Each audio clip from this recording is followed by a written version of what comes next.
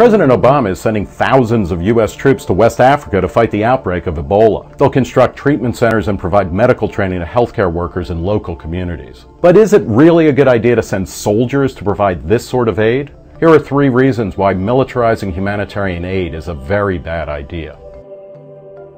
Humanitarian aid must be perceived as neutral and not driven by political or military objectives. Using the military in a humanitarian crisis works against that and potentially instigates further unrest. Attacks against humanitarian personnel have been rising over the past decade precisely because of a perceived blurring of humanitarian, political, and military goals.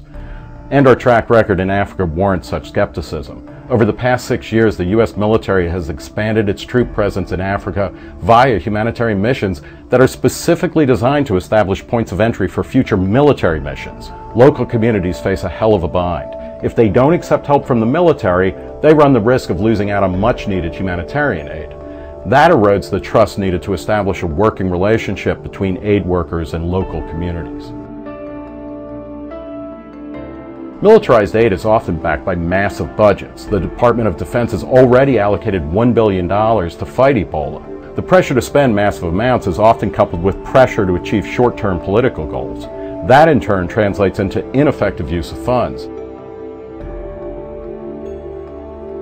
Many politicians who support militarized aid claim that the military is the only institution capable of handling the humanitarian crisis at hand. If this is true, and too often it is, it highlights the neglect of civilian-led programs that are more likely to actually get the job done. By constantly relying on the military for humanitarian efforts, we're stifling efforts to grow civilian-led organizations that can handle the complicated logistics necessary to address large-scale humanitarian crises.